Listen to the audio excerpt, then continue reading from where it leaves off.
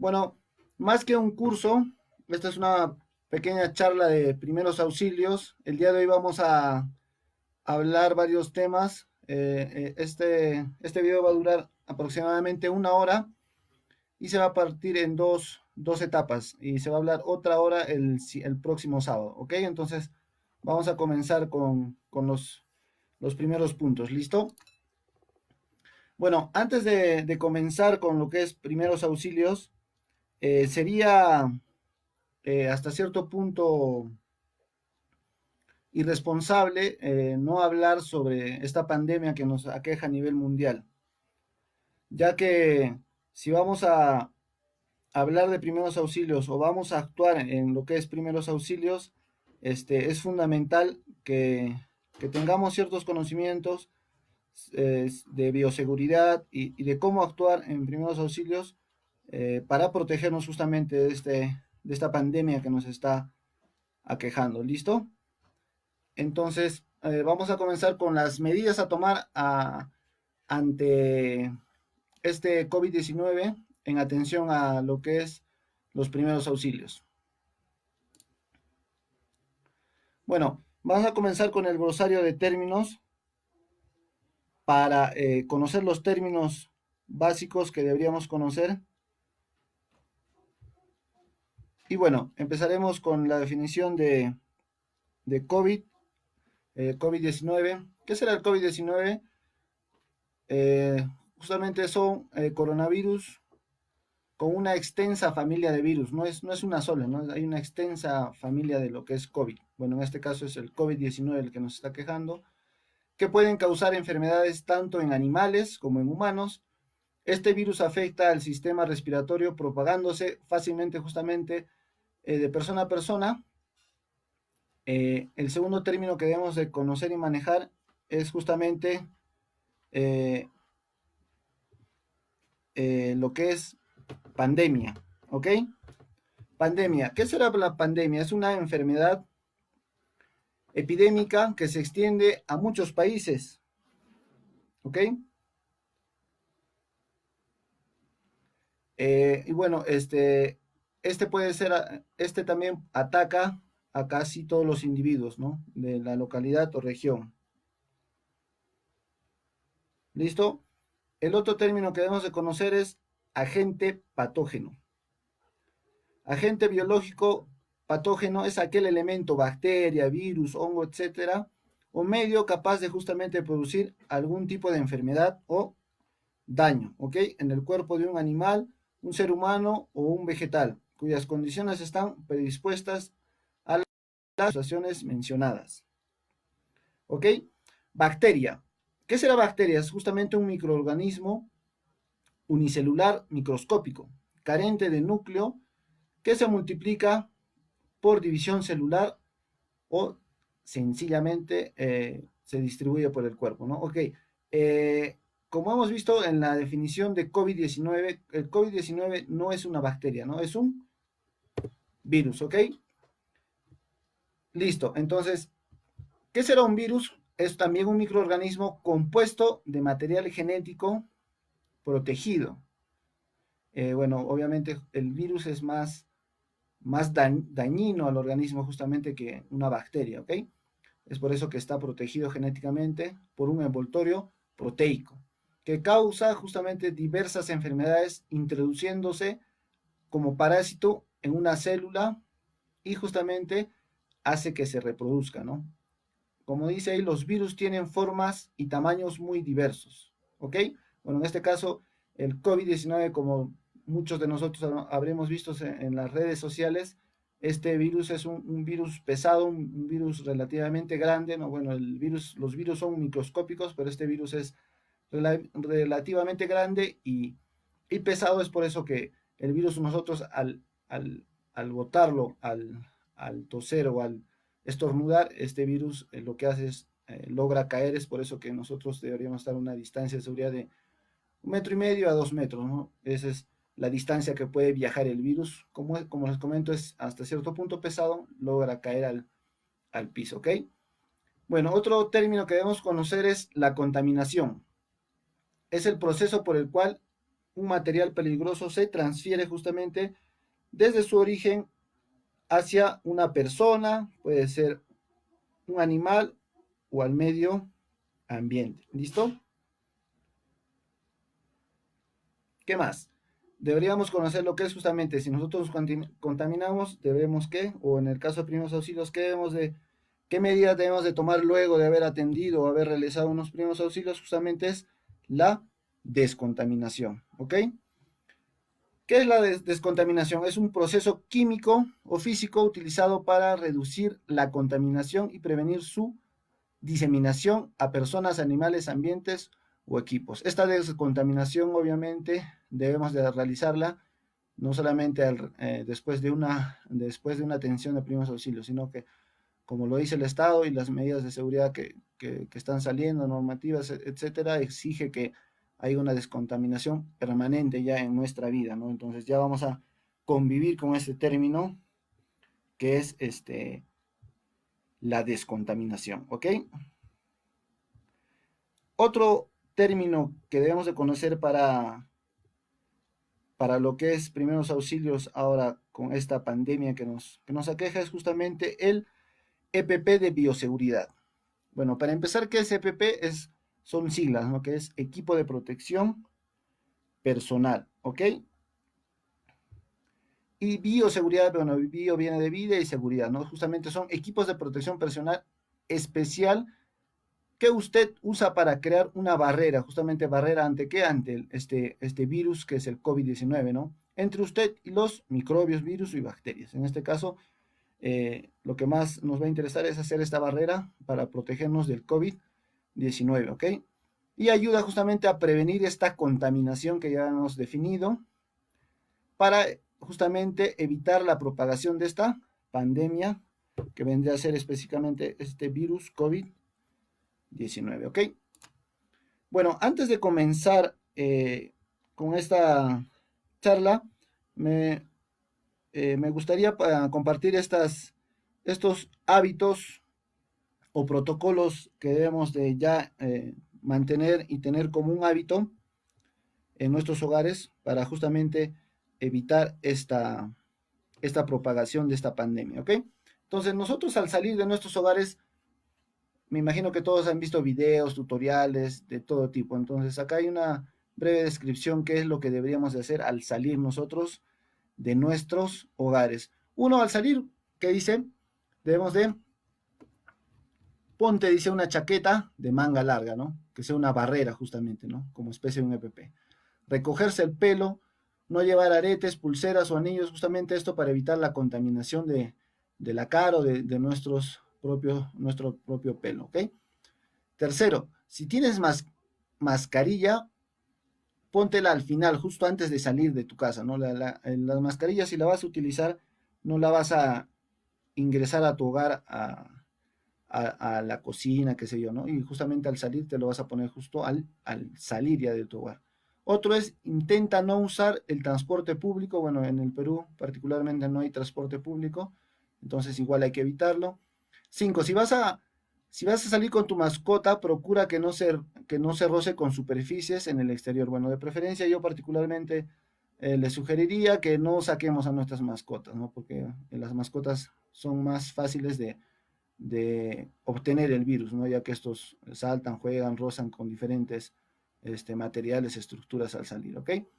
Sexto, llevar paños desechables. Úsalos para cubrir tus dedos al tocar superficies. Bueno, estos paños, si bien es cierto, habrán visto varios videos que los pañitos, famosos pañitos húmedos, no son, de cierto modo,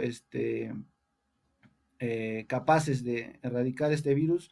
Bueno, hay unos pañitos, no voy a mencionar la marca, pero hay unos pañitos que justamente contienen hipoclorito de sodio, ¿no? Entonces, les recomiendo que usen estos pañitos, ¿no? Los pañitos que tienen el famoso cloro o hipoclorito de sodio, ¿ok? Y justamente luego de haberlo usado, arruga el pañuelo y tíralo en una bolsa cerrada de basura. 8. Si toses o estornudas, hazlo en el codo y no en las manos o en el aire, ¿ok? Justamente para no tratar de contaminar a las personas que están en tu entorno. 9. Si estás pagando, vas al banco, usas efectivo, en caso de utilizar efectivo, ¿qué debemos hacer? Desinfectar justamente este efectivo al recibirlo o al entregarlo, ¿ok? 10, la mayor solución o a lo que más se está dando énfasis en en todos los estados, provincias, en todo lado, ¿no? Lavarse las manos después de tocar cualquier objeto o superficie. 11. No no te toques la cara, ¿ok? Entonces, prohibido tocarse la cara o tocar partes de su cuerpo, ¿no? Porque la mano es la que puede portar el virus, ¿no? Mantenga la distancia de la gente. ¿Qué distancia? 2 metros por seguridad, ¿no? Entonces, tenemos que mantener esa distancia de seguridad. ¿Qué más tenemos? Al entrar al hogar, o sea, ya al retornar a nuestro hogar después de haber hecho las cosas muy importantes, que solo nosotros deberíamos de salir en cosas importantes o extremadamente urgentes, porque lo ideal es no salir de casa, es al entrar a nuestros hogares, ¿qué debemos hacer primeramente? Es intentar no tocar nada, ¿no? Ni bien ingresamos al hogar, dos, que dice, nos quitamos los zapatos, ¿no? Tres, desinfectamos las patas de nuestra mascota si hubiéramos salido con ellos. 4. Quítate la ropa exterior y métela en una bolsa para lavar. Me imagino que muchos de ustedes les han compartido videos donde hay gente que ya ha hecho, como por decirlo así, su estación de desinfección o descontaminación al ingresar a su hogar, ¿no? Se les recomiendo que busquen información de ello y lo apliquen, ¿no? Esto no debe quedar en una diapositiva o que te lo compartan en WhatsApp y tú como buen ciudadano lo recompartes, lo pasas a tu familia, pero no lo aplicas. Entonces, de nada sirve que quede en la buena intención de compartirlo y leerlo, ¿no? Sino hay que ejecutarlo, ¿ok? 5. Deje justamente la bolsa, cartera o llaves en una caja al ingreso del hogar, ¿no? Las llaves no las necesitas más que para salir, entonces no es necesario que las llaves la ingreses a tu hogar, a tu cuarto o menos a la cocina, ¿ok? Entonces lo dejamos en el ingreso del hogar. ¿Qué más? De preferencia al ingresar debemos de ducharnos y si no se puede lavarnos todas las zonas expuestas y las manos obviamente, ¿ok? ¿Qué más? 7. Lave el móvil y las gafas con agua y jabón o alcohol. Como el celular, como bien lo saben, lo usamos en todo momento, entonces el celular, como todos sabemos, es uno de los principales fuentes de contagio o portadores de virus o bacterias. Y si nosotros usamos lentes, igual lo desinfectamos. 8. Limpiar con lejía las superficies de lo que hayas traído de afuera. Si hemos salido de mercado, de compras, justamente desinfectar estas bolsas, ¿no? Porque si nos han vendido papas, alimentos, tubérculos, qué sé yo, estos han sido expuestos han pasado por diferentes manos y han sido expuestas a diferentes atmósferas. Entonces lo que debemos de hacer es justamente desinfectarlas o descontaminarlas, ¿ok?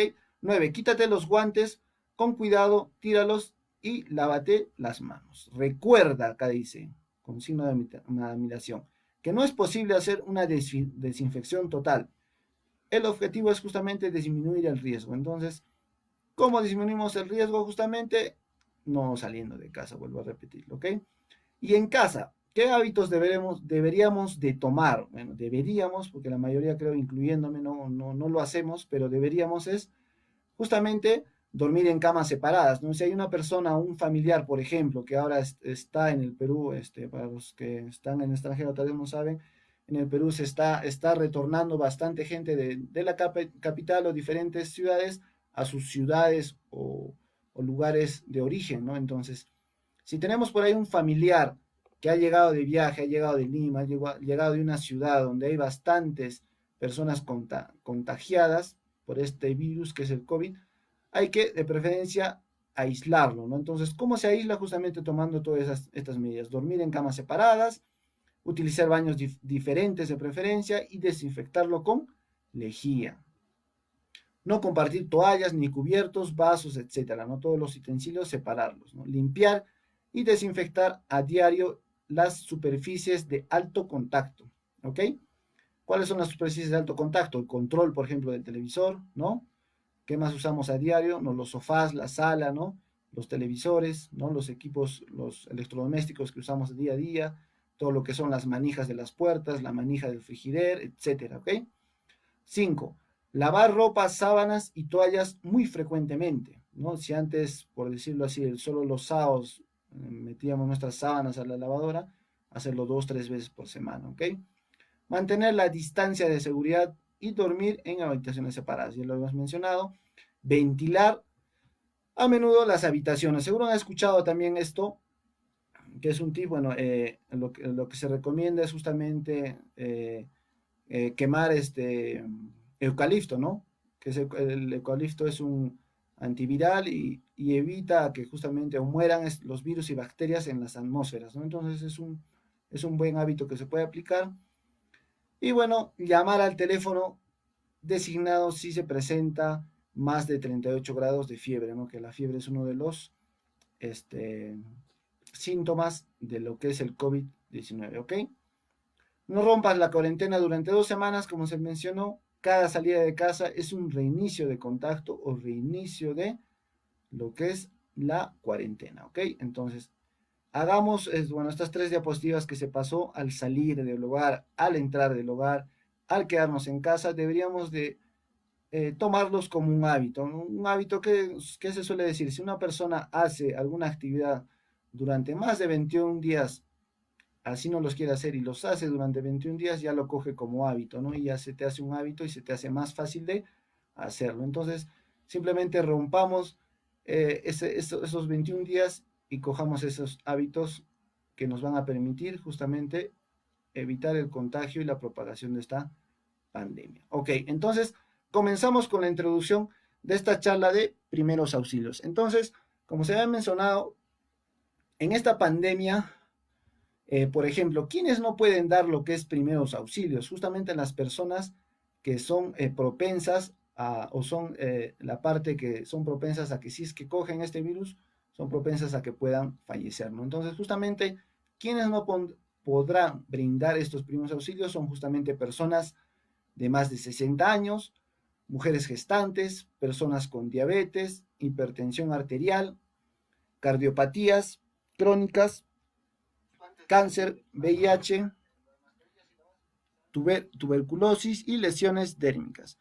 Entonces, si nosotros o yo así tenga la mejor voluntad de querer apoyar a una persona que veo que necesita o requiere los primeros auxilios y soy consciente de que tengo más de 60 años o soy una mujer gestante o tengo cáncer o tengo alguna de estas enfermedades que se mencionan aquí con estas X, entonces lamentablemente, no lamentablemente y por mi seguridad, evitaré hacer contacto con las personas. ¿Por qué?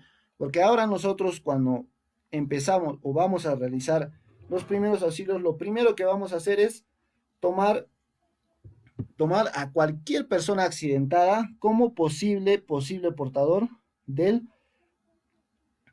COVID. Entonces, cualquier persona que nosotros queramos brindar primeros auxilios, tenga o no tenga el COVID, nosotros vamos a asumir que lo tiene y vamos a tomar todas las medidas de seguridad pertinentes para evitar que si es que tuviera realmente lo que es esta pandemia o este virus, perdón, no podamos contagiarnos, ¿ok? Listo, entonces queda claro hasta acá. Entonces, ¿cuáles son los protocolos que han evolucionado por esta pandemia que nos aqueja? ¿Y cuáles son las medidas de protección general durante los primeros auxilios? Justamente nosotros tenemos que reducir el contacto de personas. Entonces, ¿qué debemos hacer? Reducir la cantidad de personas que va a realizar lo que es primeros auxilios. Si yo soy paramédico, soy bombero o pertenezco a una brigada de respuesta a emergencia y tenemos que atender primeros auxilios, lo hará las personas o el número de personas mínimas. ¿Qué quiere decir esto? Uno o máximo 2 personas, justamente para reducir esta propagación y este posible contagio, ¿ok? Otro protocolo que se ha agregado es que la sospecha constante de que está tratando a un sospechoso de COVID-19, justamente lo que les mencionaba. Entonces, persona que nosotros vamos a atender o dar respuesta en primeros auxilios, lo vamos a tomar como si fuera un sospechoso portador del COVID-19. Y esto va a ser una constante en todas nuestras atenciones, ¿ok? Otro es reducir el contacto, usar, por ejemplo, medios tecnológicos. Bueno, en el Perú aún no se aplica esto, pero eh, se puede aplicar, ¿no? Como la autoayuda, si ustedes entran al Play Store, al Apple Store, hay aplicativos hasta con audio que te dicen qué hacer en caso de una hemorragia, qué hacer en caso de una fractura. Entonces, a eso me refiero o se refiere este término cuando dice autoayuda, ¿no?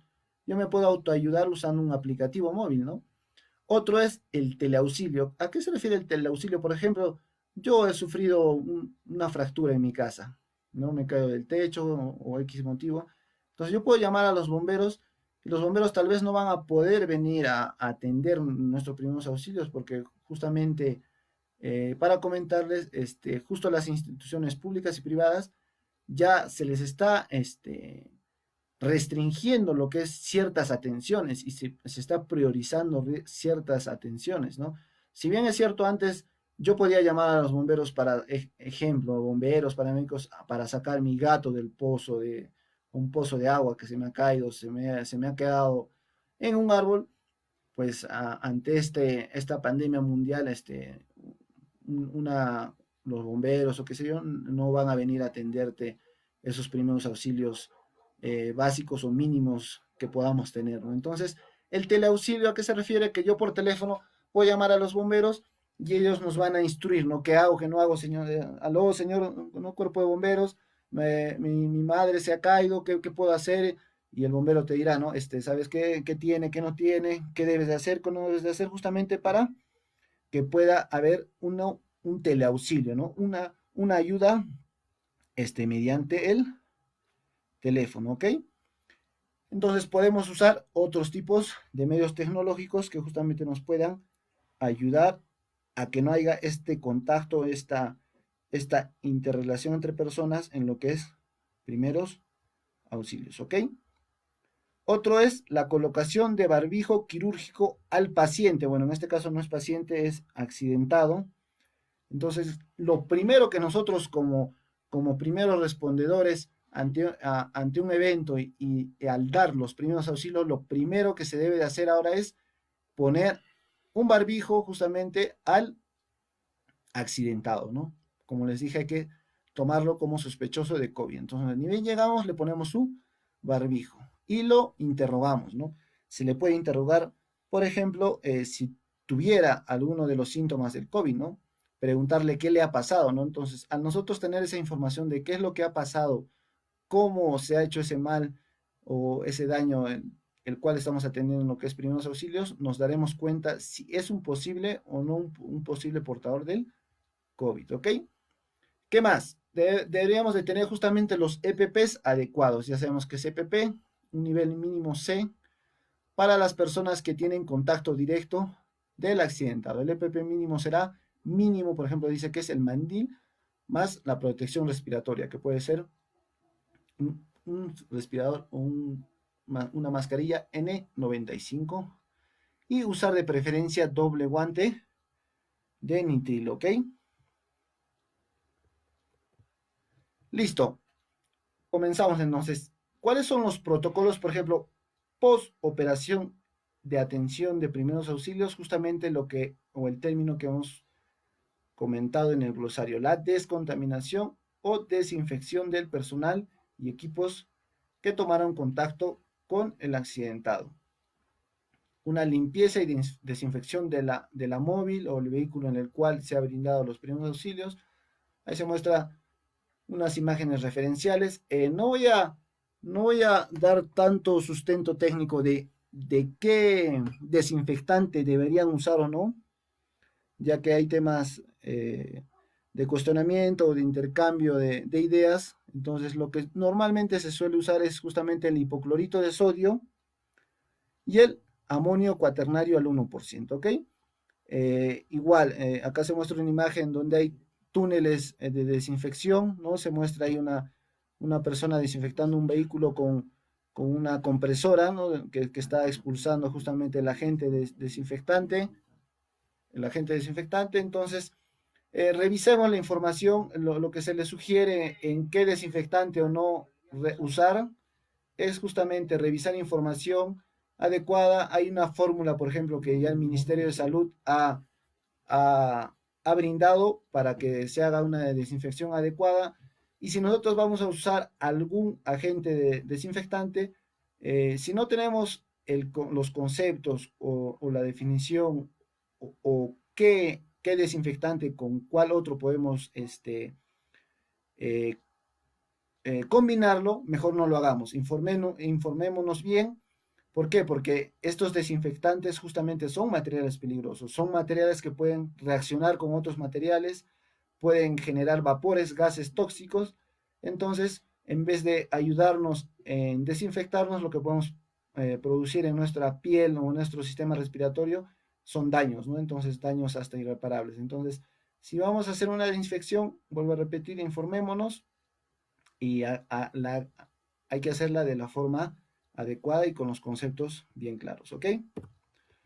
Bueno, entonces, en lo que es primeros auxilios, normalmente no se extendía tanto el tema de bioseguridad, pero en base a esta pandemia sí se está extendiendo porque lo más importante que va a hacer ahora es proteger justamente al primer respondedor en lo que es primeros auxilios. Entonces empezamos a definir los EPPs de bioseguridad. Bueno, EPP que era equipo de protección personal, y justamente, ¿qué es este EPP? Es la ropa o equipo especializado utilizado por el empleado, o en este caso, la persona respondedora a primeros auxilios, para la protección contra este virus, en este caso, ¿no? Ahí se muestra una imagen. Entonces, ¿cuáles son los EPPs mínimos de atención? Tenemos las mascarillas quirúrgicas, que son estas, y las mascarillas N95 equivalente. Bueno, en el siguiente la siguiente diapositiva vamos a empezar a definir uno por uno estos EPPs. ¿Qué EPPs más tenemos? Los guantes no estériles, una bata, que es una barrera justamente, un gorro, bueno, opcional dice acá, pero de preferencia hay que usar todos los medios que tengamos y sobreprotegernos al contrario de exponernos, ¿no? Debemos de sobreprotegernos.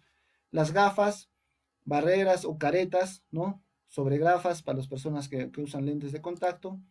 Entonces vamos a empezar a comentar un poco de lo que es la protección respiratoria, ¿no? Sobre las mascarillas quirúrgicas y, por ejemplo, las mascarillas N95. Igual, acá no voy a extender este tema, pero lo que se les indica es que se informen adecuadamente. Si bien es cierto, por ejemplo, el Estado peruano ha sacado una norma técnica peruana para desarrollar mascarillas caseras, por decirlo así, no mascarillas este, ante, ante el desabasto justamente de estas. Hay que informarnos bien de qué tipo de telas usar, ¿no? Porque estas mascarillas quirúrgicas pasan unas pruebas y es una tela muy especial, ¿no? En la N95 mucho más, ¿no? Porque pasa una certificación de norma internacional, ¿no? Por ejemplo, como es la NIOS, ¿no? Entonces, informémonos bien, no estemos comprando por ahí mascarillas en las calles de una tela por ahí que se ha cortado y se le ha puesto su liga y ya, ¿no? Que te sirva como protector respiratorio, pero al final no va a ser una protección adecuada. Entonces, informémonos bien de cuáles son las protecciones respiratorias adecuadas y más aún si nosotros vamos a usarlas estas para desarrollar justamente o realizar los primeros auxilios, ¿ok? Porque esa va a ser nuestra única barrera ante el posible contagio, ¿ok? Bueno, ante el desabastecimiento, por ejemplo, lo que yo les sugiero es que si ustedes van a brindar primeros auxilios, sí o sí puedan usar una mascarilla N95, que puede, o su ciclo de vida es normal, como dice acá, es de 8 horas. Pero ¿qué pasa si nosotros ponemos justamente este visor o esta careta facial o este protector como barrera entre la atmósfera y nuestro respirador o nuestro barbijo? N95 justamente va a prolongar su uso hasta 24 horas, porque obviamente va a haber una barrera entre él y la atmósfera, entonces va a durar mucho más, ¿ok? Entonces, esa es una sugerencia en lo que es el uso para lo que es primeros auxilios, ¿ok? Hay 3 factores requeridos para el uso de la mascarilla para ser efectiva. Por ejemplo, bueno, acá se ve una imagen donde uso la mascarilla tiene una muesca, una platina metálica que esa debe ir a la parte superior de la nariz, ¿no? Para formarla y justamente hermetizar la salida del aire por esa zona de la nariz. Entonces, si va obviamente abajo, estaría incorrecto, ¿no? ¿Ok? Entonces, ¿qué más se debe tomar en cuenta? Uno, debe ponerse adecuadamente durante la exposición. Dos, debe ajustarse a la cara asegurándose de que no hayan espacios entre la piel y el sellamiento, ¿no? Entonces, ¿no? Apretarlo por todo el borde de la cara y justamente darnos o verificar justamente esta hermeticidad, ¿ok? ¿Qué más? Debe capturar más del 95% de las partículas de aire que pasan a través de él.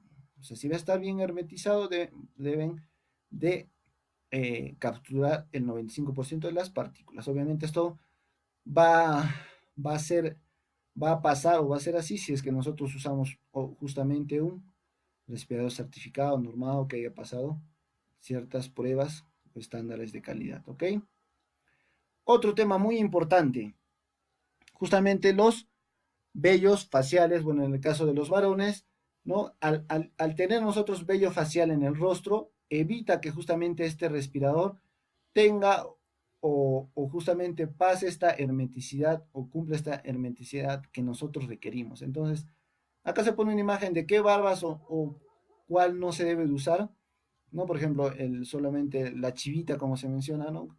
Que no va a evitar que haya un sello, pero como sugerencia general, lo que se sugiere es que si nosotros somos primeros respondedores, brigadistas, paramédicos, etcétera, y vamos a estar expuestos a brindar sí o sí los primeros auxilios, es preferible no usar la barba, ¿no? En diferentes instituciones se prohíbe las barbas, ¿no? Como el cuerpo de bomberos, el cuerpo de bomberos prohíbe que nuestros bomberos usen, ¿no? La barba justamente para que esta hermeticidad sea al 100%, ¿ok?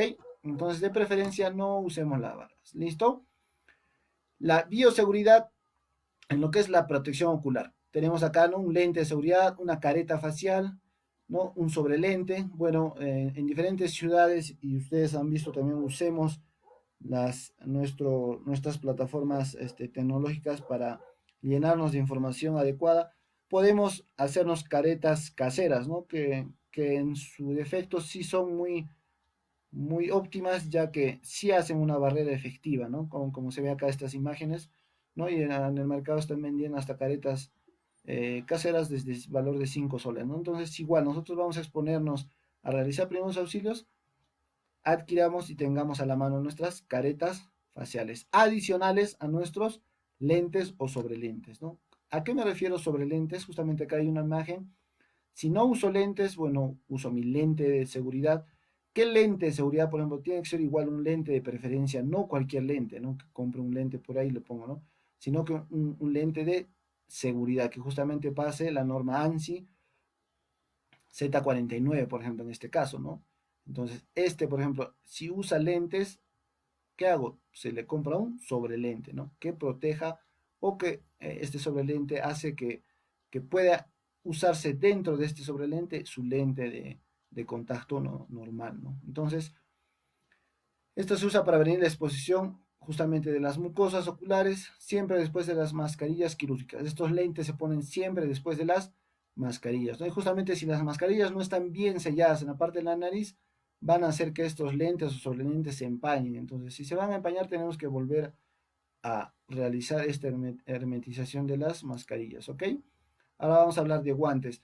En esta parte de guantes, me gustaría mencionar que, bueno, en el Perú normalmente existen dos tipos de guantes, ¿no? El quirúrgico, que el quirúrgico suele ser más grueso ya que va a estar expuesto o necesita mayor protección, y los guantes de látex, ¿no? Que los venden en caja o suelen estar en los botiquines a la mano, ¿no? Entonces, si nosotros vamos a estar expuestos a primeros auxilios o vamos a ejecutar un primer auxilio y vamos a estar expuestos a poder contraer este virus COVID, entonces lo que se sugiere es usar doble guante de preferencia, ¿no? Un doble guante, por si por ahí podamos coger algún borde filoso o algo y puede romperse el guante, podamos tener una doble protección. Entonces, de preferencia usamos doble guante, ¿ok?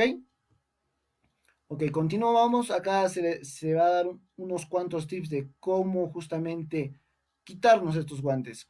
¿Cuándo es más peligroso nosotros que podamos contraer o poder tener contacto con este virus. Justamente al nosotros estar expuestos a este virus y tener estas barreras o estas barreras de EPPs en nuestro cuerpo ya colocadas como el mandil, el guante, la careta, los que están expuestos a este virus o han podido o ha podido caer este virus justamente en estas barreras, entonces nosotros al momento de sacar nuestros EPPs o estas barreras, podemos tener contacto, o sea, tocar estas barreras y tocar con nuestras manos justamente el virus, ¿no? Entonces, donde hay que tener mayor cuidado y una forma adecuada de sacar estos EPPs es justamente al retirarlo, ¿no? de nuestro cuerpo, ¿no? Entonces hay que tener mucho cuidado. Por ejemplo, acá, ¿qué dice? Al entrar al cuarto del paciente o al área de atención se deben quedar por encima del puño de la bata, ¿no? Entonces, si no vamos a ponernos una bata, una barrera, un mandil, el guante debe estar por encima. Cambiarlo si se ha contaminado de forma importante. Remover y desechar antes de salir del cuarto o del área donde se han brindado los primeros auxilios, ¿ok? ¿Cómo se retiran los guantes?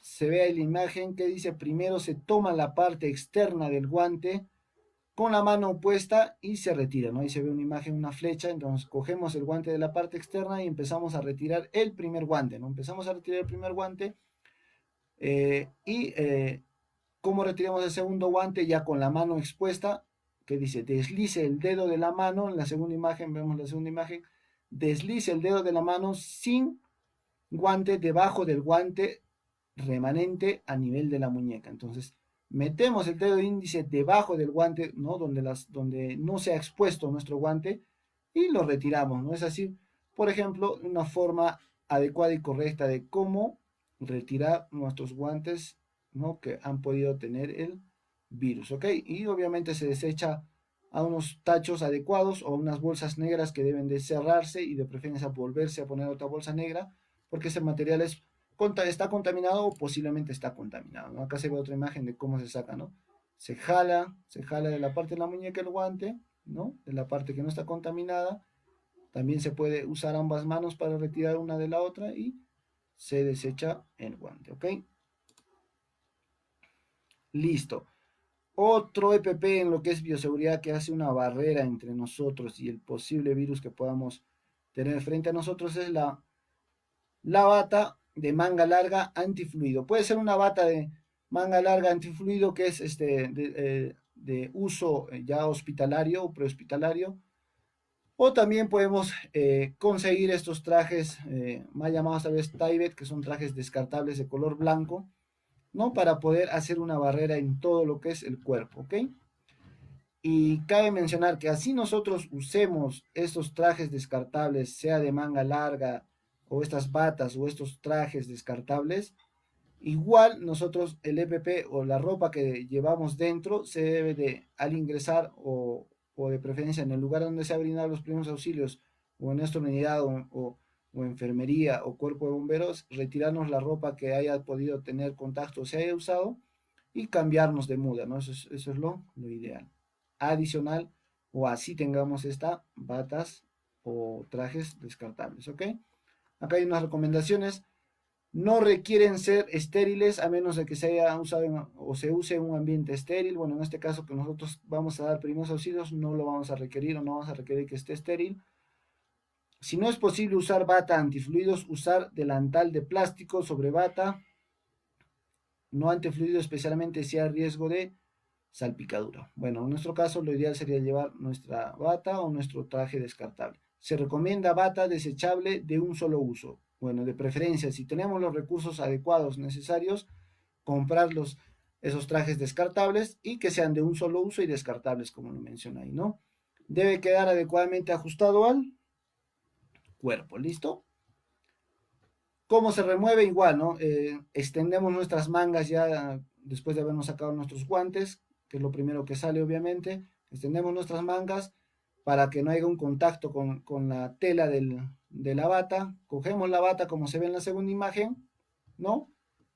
Nos retiramos y lo volteamos y igual se desecha o se pone en el tacho de lavado, ¿no? Remover antes de salir del cuarto, siempre tocando la parte interna y voltearla hacia adentro para luego formar un paquete y desecharlo. Si es de tela lavable, por el momento debe ser de un solo uso. Si es desechable, va a la caseta de riesgo biológico o va al tacho, ¿ok? Y bueno, para terminar lo que es la etapa o nuestros EPPs de bioseguridad ante brindar lo que es primeros auxilios, después de habernos quitado todos nuestros EPPs, igual debemos hacer esta medida que es muy importante, que es justamente el lavado de manos, un lavado de manos adecuado en más de 20 segundos, como lo indican nuestros diferentes entes, ¿no? Frotar las manos, girar, ¿no? Ya sabemos el lavado básico de las manos, ¿ok? Y si no lo saben, está en YouTube o en cualquier red, cómo lavarse adecuadamente las manos, ¿ok? Listo. Entonces debemos de trabajar en lo que es primeros auxilios, tener un trabajo seguro. Mantengamos las manos alejadas de la cara, limite el contacto con las superficies, cambie los guantes si se rompen o si es necesario, o si hay mayor contacto, colocarse un guante adicional, qué sé yo. Realice la higiene de las manos. Esas serían nuestras recomendaciones o nuestros EPPs en lo que es bioseguridad. Entonces, todos estos EPPs debemos de usar antes de realizar nuestros primeros auxilios. Entonces, ya vamos a comenzar en sí los pasos o qué es lo que debemos de hacer o cómo debemos de actuar en lo que es primeros auxilios. Primero, al llegar, nosotros llegamos a la zona donde ha pasado el evento o donde ha pasado donde hay un accidentado, obviamente ya estamos llegando con todos nuestros EPPs de bioseguridad, estamos con nuestros lentes, estamos con nuestra careta, nuestro barbijo, estamos con nuestros guantes, con nuestro mandil, llegamos a la zona, al lugar donde nos han informado que hay una persona accidentada. Entonces, primero lo que debemos hacer es justamente evitar que haya otro accidente eliminando la causa, qué sé yo, si le ha caído una escalera al señor, ha habido un choque vehicular, entonces tenemos que eliminar justamente la causa o eliminar el peligro que haya en el área, ¿no? ¿Cómo eliminamos el peligro? Justamente retirando la fuente, ¿no? O en el caso de un accidente, señalizando el área adecuadamente, usando conos, etcétera, ¿no? Si hay un tema eléctrico, se desconecta el sistema eléctrico, controle el tránsito o desvielo, ¿no? O desvielo. Si hay un fuego, lo que se puede hacer primero es extinguir justamente el peligro, en este caso el fuego, de ser posible, y si no es posible, bueno, retirar a la persona, ¿no? Porque más que o sobre el bien o sobre algún bien que haya, está o prevalece la vida, ¿no? Entonces, dar prioridad a la persona. Protéjase de los gérmenes que puede haber, bueno, en este caso se menciona así de VIH, bueno, lo que más ahora nos inquieta es este virus que no tiene cura, que es el COVID, entonces tomamos las medidas adecuadas, como se había mencionado en las diapositivas anteriores, uno interrogando a la persona o verificando que no tenga alguno de los síntomas, ¿ok? Y alejar obviamente a los curiosos, personas que quieran ayudar, sean familiares, sean amigos, qué sé yo, alejar a las personas porque se estarían exponiendo a que se contagien, ¿ok? De cualquier virus que pueda haber o simplemente si no habría o la persona no tendría el virus, se puede exponer a que él también se accidente, no puede ser un barranco, un área peligrosa, qué sé yo, entonces alejar a todos los curiosos. Empezamos con la evaluación inicial de un herido. Entonces nosotros, recopilando hasta aquí, ni bien llegamos a ver un accidente, lo primero que hacemos, bioseguridad, EPPs, nos ponemos todos nuestros EPPs. Dos, verificamos que toda la zona sea segura. Y justamente para identificar como dice acá, las situaciones que suponen una amenaza para la vida, justamente se hace una mnemotecnia en lo que es primeros auxilios, el famoso PAS. ¿Cuál es el famoso PAS? Es una mnemotecnia que se utiliza en lo que es respuesta a emergencia: proteger, alertar y socorrer. La P de proteger, A de alertar, la S de socorrer. Entonces, el primer paso es proteger. ¿Qué protegemos? Justamente a nosotros, ¿no? Al tener nuestros EPPs o nuestra bioseguridad puesta, ya nos estamos protegiendo. El segundo paso es proteger al herido, proteger el entorno, eliminar los peligros, las fuentes que puedan ocasionar más daños o riesgos a nosotros o al accidentado, entonces protegemos. El primer paso, entonces, ni bien llegamos al accidente, es proteger. ¿Ok? ¿Qué más? ¿Qué dice ahí? Mantener la calma, obviamente. y cómo se va o cómo se responde, obviamente, al primer herido o de mayor riesgo. Bueno, hay un término que tal vez no se va a mencionar en este curso o en esta charla de primeros auxilios, ya que es básica, pero, por ejemplo, hay una forma de cómo priorizar la respuesta o la atención a alguna persona, ¿no? Se hace un triaje STAR, que es un triaje rápido, que este triaje es unas cartillas de colores para justamente etiquetar a cada persona y evaluar cuál es la persona que rápidamente a cuál persona primero se va a atender. Entonces, pueden averiguar esa información en internet, el triaje STAR. Entonces, nosotros deberíamos de atender primero, obviamente, a la persona con mayor gravedad, de mayor riesgo, o la persona en este caso que estuviera inconsciente, ¿no? Porque si está inconsciente, obviamente tiene más daños de que una persona que por ahí te esté gritando o pidiendo ayuda, ¿no? Entonces, alertamos. El segundo paso es alertar. ¿Alertamos a dónde? Si nosotros estamos andando en la pista, en la acera y en la ciudad y vemos un accidente, obviamente tenemos que alertar, ¿no? Alertar que a los entes o áreas del Estado que justamente presten lo que es la atención de primeros auxilios, ¿no? Al cuerpo de bomberos, al hospital más cercano. Entonces llamamos a esos números de emergencia para alertar, ¿ok? Entonces, en este paso fundamental es uno que, por ejemplo, tengamos nosotros los números del cuerpo de bomberos de nuestra localidad, el número de las clínicas de nuestra ciudad, de los hospitales, de los policías. Entonces, un paso, una tarea para ustedes que nos están escuchando, amigos, es tener estos números a la mano en nuestro celular, porque si no lo tenemos no vamos a poder justamente alertar o pedir ayuda, ¿ok? Y el tercer paso justamente es socorrer. Entonces, el tercer paso es el cual vamos a hablar el día de hoy. Nosotros vamos a hablar de cómo socorrer, cuáles son los pasos que deberíamos de usar al socorrer, qué es lo que se debe y no se debe de hacer. Entonces, esta pequeña charla de primeros auxilios se va a enfocar justo en este tercer paso que es socorrer, cómo socorrer, porque así tengamos la mejor o la mayor, la mejor gana, las mejores ganas de querer apoyar a una persona. Si no tenemos los conocimientos básicos o necesarios, en vez de ayudar a esa persona podemos ocasionarle un mayor daño. ¿Ok? En la evaluación primaria, ¿qué se hace? Se ve justamente el estado de conciencia, se ve la respiración, se ve el pulso y se hace una búsqueda y control de hemorragias. ¿Ok? Se hace una evacuación y traslado, obviamente, ¿no? En una ambulancia, en un vehículo adecuado, y se hace una evaluación secundaria ya en el hospital. Entonces, recapitulando, présteme mucha atención, por favor. ¿Cuáles son los pasos hasta acá, hasta esta diapositiva de cómo responder adecuadamente a los primeros auxilios? Es uno, que habíamos dicho, bioseguridad. Llegamos con nuestros EPPs adecuados, con todos los EPPs. Segundo paso, hacemos la mnemotecnia PAS, que es justamente proteger, alertar y socorrer, ¿ok?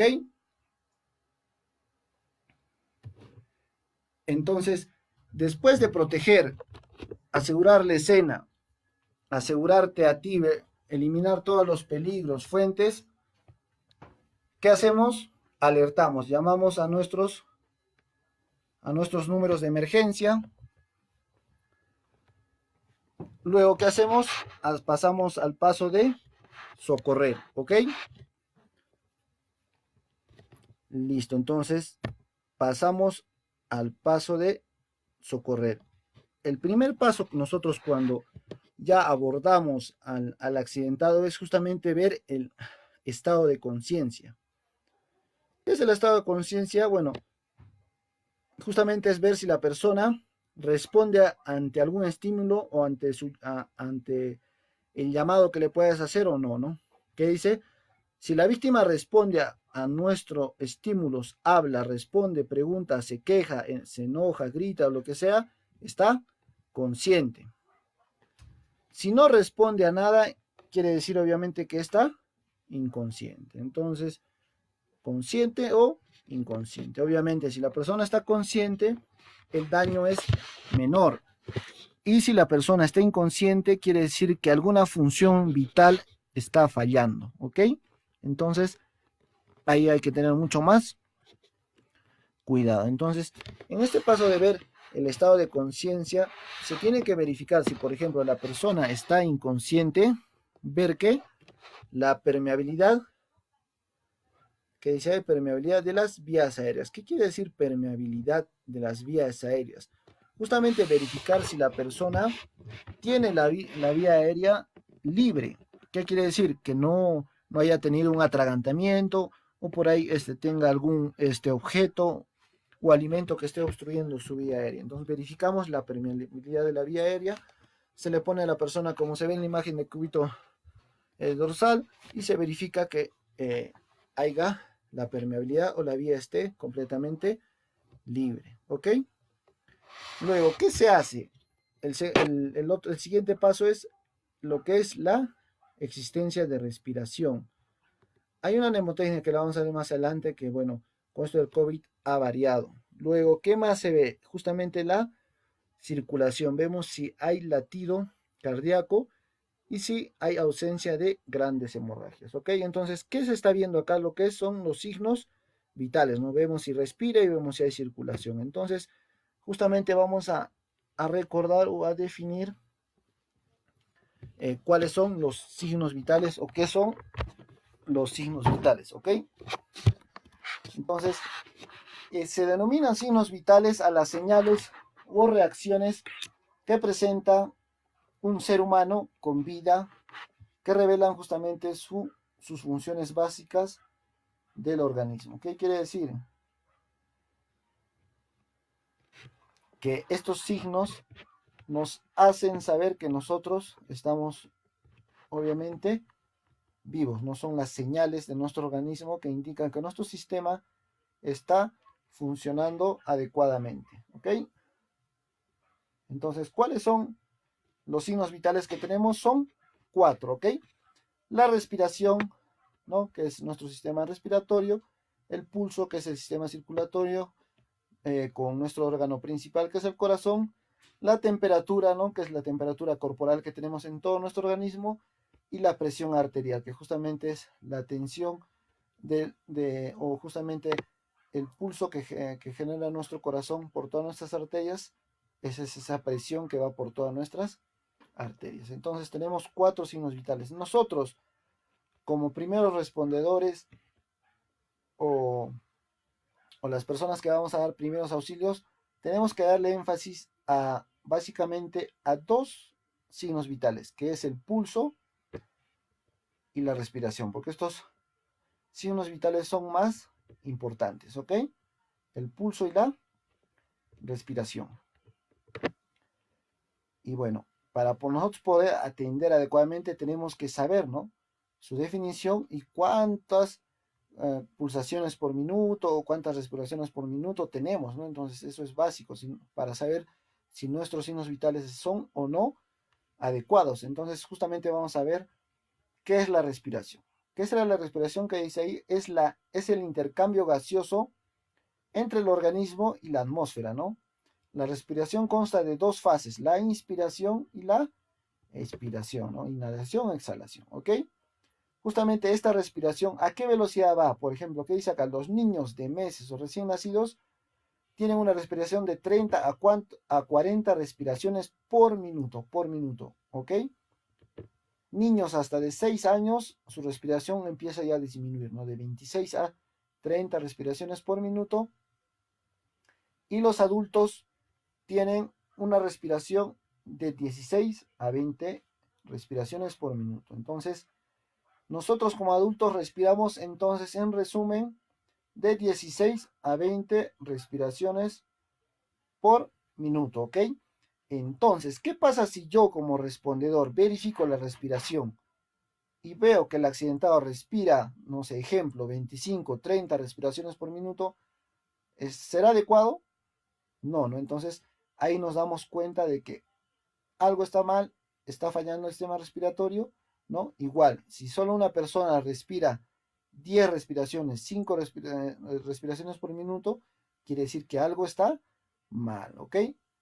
Entonces, la respiración, vuelvo a repetir, en un adulto es de 16 a 20 respiraciones por minuto. En los ancianos es menos de 16 respiraciones. Para controlar la respiración, dice ahí, usted como auxiliador debe contar los movimientos respiratorios tomando la inspiración y la expiración como una sola respiración. ¿Qué quiere decir? Si yo inhalo, exhalo, es 1. Y voy contando 2, 3, hasta llegar a las respiraciones por minuto que se pueda tener, ¿no?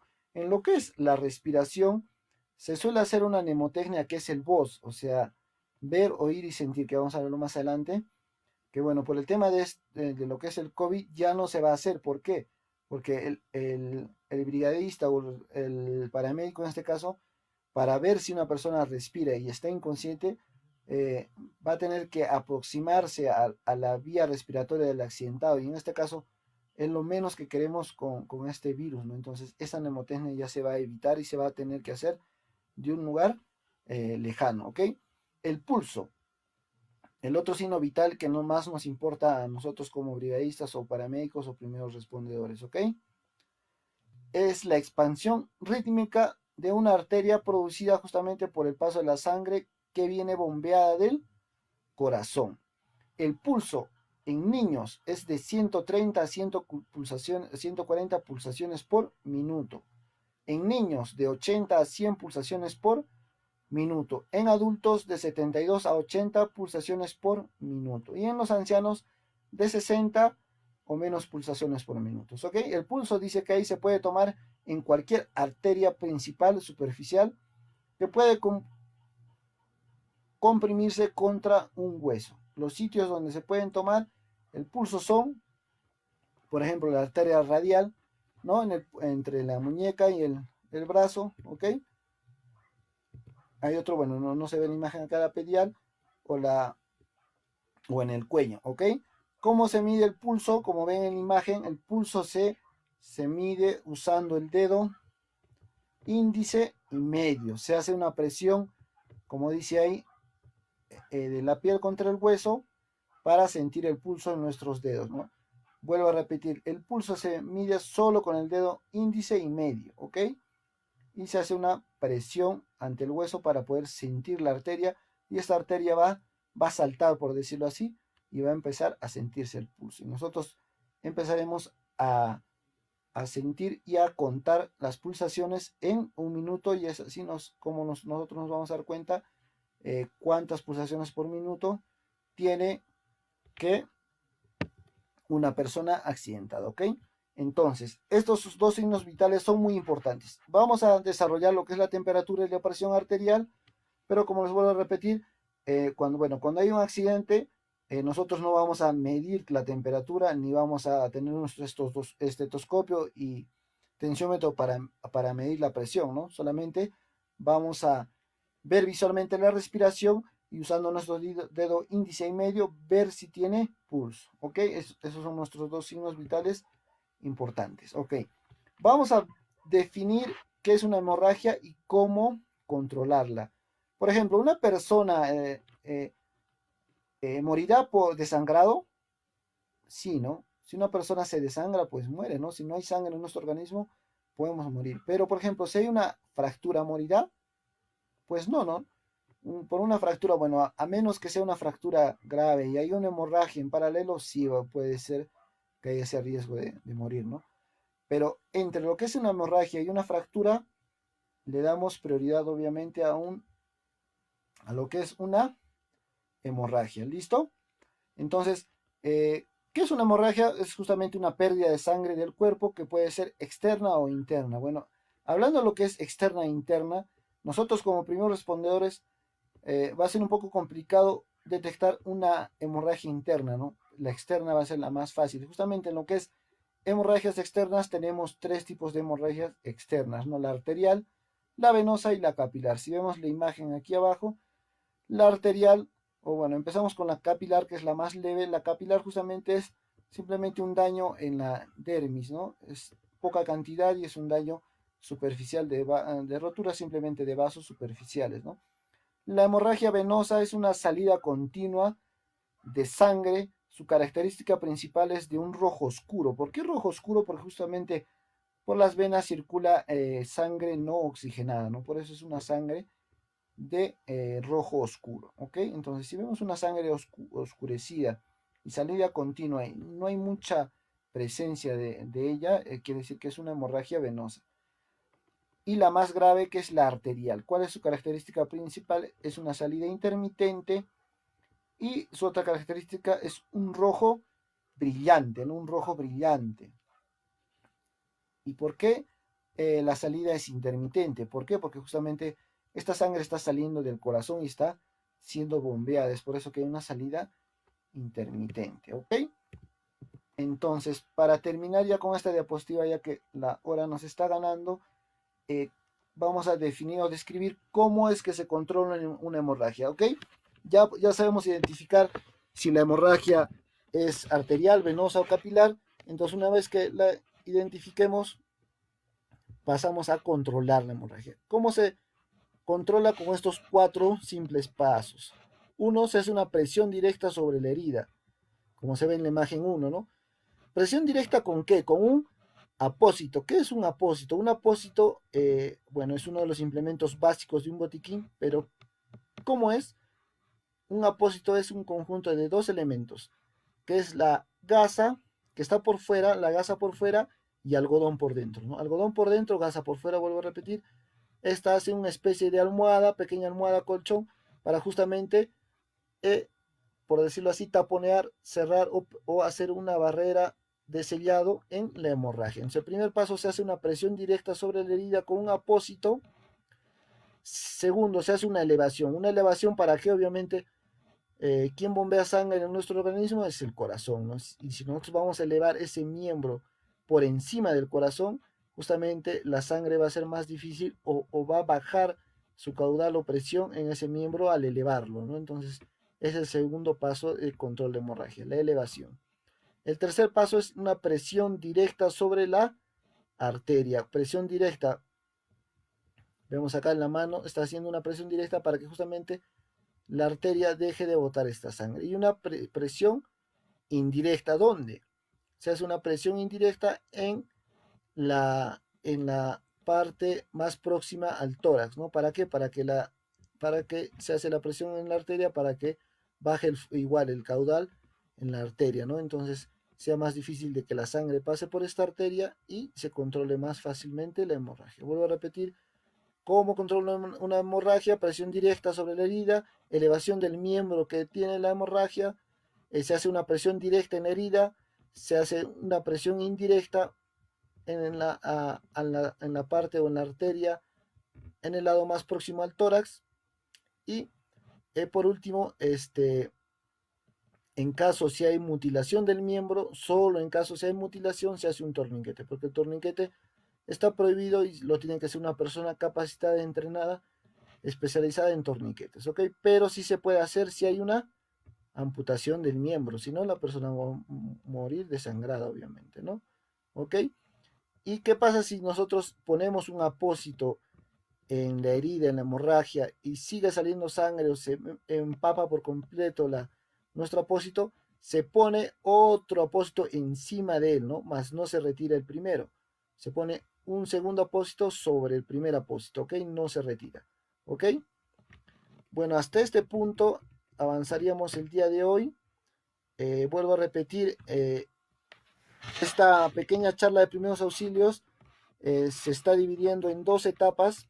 El día de hoy de 1 hora, que hemos comenzado, como todos habrán visto, 6:30 y está concluyendo casi puntual a las 7:30. Ok. Eh, para cualquier duda o si desean las diapositivas, toda esta información se va a colgar a su portal o a nuestra página de HCQ Academy, ¿no? Que tenemos nuestra biblioteca virtual. En la biblioteca virtual se va a colocar estas diapositivas y mayor información sobre lo que es primeros auxilios. ¿Ok? Listo. Muchas gracias a todos por su participación. Veo, bueno, actualmente tenemos 63 personas viéndonos. Entonces, vuelvo a reiterar, los invitamos para el siguiente sábado a la misma hora para concluir nuestra pequeña charla de lo que es primeros auxilios, ¿ok? Muchísimas gracias por su atención y nos vemos el siguiente sábado, ¿ok? Hasta luego con todos, ¿listo?